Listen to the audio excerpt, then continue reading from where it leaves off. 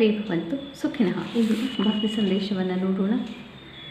ಶುಭಾಶುಭ ಫಲೈರೇವಂ ಮೋಕ್ಷಸೆ ಕರ್ಮಬಂಧನೈಃ ಸನ್ಯಾಸ ಯೋಗಯುಕ್ತಾತ್ಮ ನಿಯುಕ್ತೋ ಮಾಂ ಉಪೈಷ್ಯಸಿ.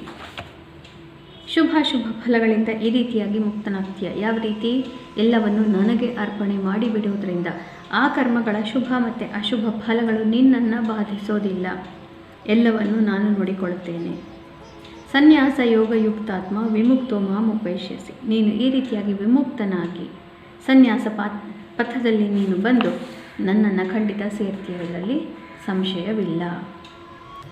ಇಂದು ಶ್ರೀ ಪರಾಭವನಾಮ ಸಂವತ್ಸರೆ ಉತ್ತರಾಯಣೆ ಗ್ರೀಷ್ಮ ಋತು ನಿಜ ಜ್ಯೇಷ್ಠ ಮಾಸೆ ಕೃಷ್ಣ ಪಕ್ಷೆ. ಇಂದು 11ನೇ ತಾರೀಕು ಶನಿವಾರ ಮತ್ತು ಇಂದು ಕೃತಿಕಾ ನಕ್ಷತ್ರ. ಇಂದಿನ ಭವಿಷ್ಯವನ್ನು ನೋಡೋಣ.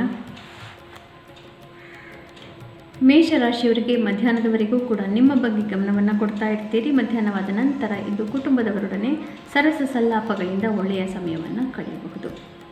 ವೃಷಭ ರಾಶಿಯವರಿಗೆ ಮಧ್ಯಾಹ್ನದವರೆಗೂ ಕೂಡ ಸ್ವಲ್ಪ ಕ್ಲಿಷ್ಟಕರವಾದಂತಹ ಗೋಚಾರ.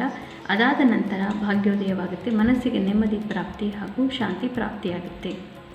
ಮಿಥುನ ರಾಶಿಯವರಿಗೆ ಮಧ್ಯಾಹ್ನದವರೆಗೆ ಎಲ್ಲವೂ ನಿಮ್ಮ ಪರವಾಗಿ ನಡೀತಾ ಇರುತ್ತೆ. ಆದರೆ ಮಧ್ಯಾಹ್ನವಾದ ನಂತರ ಒಮ್ಮೆಲೆ ಎಲ್ಲವೂ ಸ್ತಬ್ಧವಾದಂತೆ ಮತ್ತು ಮುಖ್ಯವಾದಂತಹ ಸಂಬಂಧಗಳಲ್ಲಿ ಮಿತ್ರತ್ವಗಳಲ್ಲಿ ಒಡಕು ಉಂಟಾಗಲಿಕ್ಕೆ ಶುರುವಾಗಬಹುದು.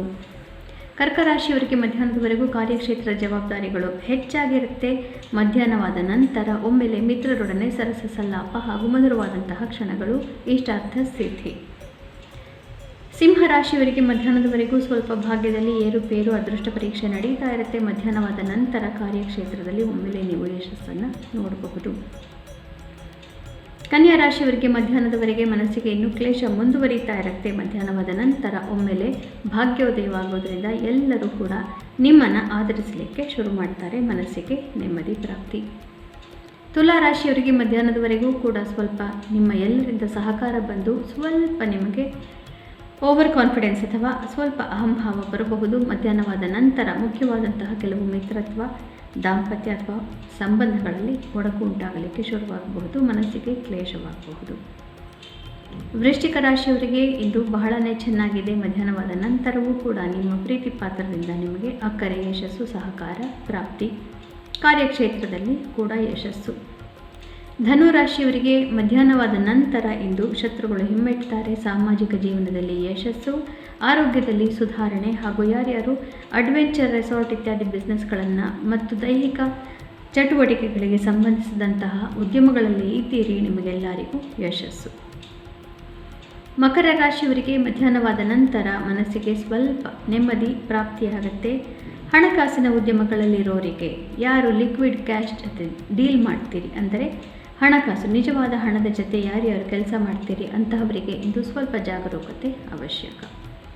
ಕುಂಭರಾಶಿಯವರಿಗೆ ಸಂಸಾರದಲ್ಲಿ ನೆಮ್ಮದಿ. ಮಧ್ಯಾಹ್ನವಾದ ನಂತರ ತಾಯಿಗೆ ಸ್ವಲ್ಪ ಹೆಚ್ಚಿನ ಗಮನ ಕೊಡಬೇಕಾಗುತ್ತೆ ಅಥವಾ ತಾಯಿ ಸ್ಥಾನದಲ್ಲಿರುವಂತಹ ಹೆಂಗಸರಿಗೆ ಹೆಚ್ಚಿನ ಗಮನ ಆರೋಗ್ಯದ ಬಗ್ಗೆ ಅವಶ್ಯಕ. ಮೀನರಾಶಿಯವರಿಗೆ ಮಧ್ಯಾಹ್ನವಾದ ನಂತರ ಮಾಧ್ಯಮಗಳಲ್ಲಿ ಬಹಳ ಪ್ರಾಮುಖ್ಯತೆ ಪ್ರಾಪ್ತಿ. ಸಾಮಾಜಿಕ ಚಟುವಟಿಕೆಗಳಲ್ಲೂ ಕೂಡ ಯಶಸ್ಸು, ಮನಸ್ಸಿಗೆ ನೆಮ್ಮದಿ ಹಾಗೂ ಆತ್ಮವಿಶ್ವಾಸ ಹೆಚ್ಚಾಗುವುದು. ಪುನಃ ನಾಳೆ ಭೇಟಿಯಾಗೋಣ. ಗೀತಾ ಶ್ಲೋಕಗಳ ಶ್ರವಣ, ಪಠಣ, ಮನನ, ಲೇಖನವನ್ನು ಮಾಡೋದ್ರಿಂದ ಯಾವುದೋ ಒಂದನ್ನಾದರೂ ಮಾಡಿದರೂ, ಒಂದೇ ಶ್ಲೋಕವನ್ನು ಮಾಡಿದರೂ ಕೂಡ ಭಗವಂತ ಆ ಮಾರ್ಗದಲ್ಲಿ ನಮ್ಮನ್ನು ಇಟ್ಟು ಉದ್ಧಾರ ಮಾಡಿ ತನ್ನ ಧಾಮಕ್ಕೆ ಕರೆದುಕೊಂಡು ಹೋಗೋದರಲ್ಲಿ ಸಂಶಯವೇ ಇಲ್ಲ. ಶುಭಮಸ್ತು. ಶ್ರೀಕೃಷ್ಣ ವಿಜಯತೆ.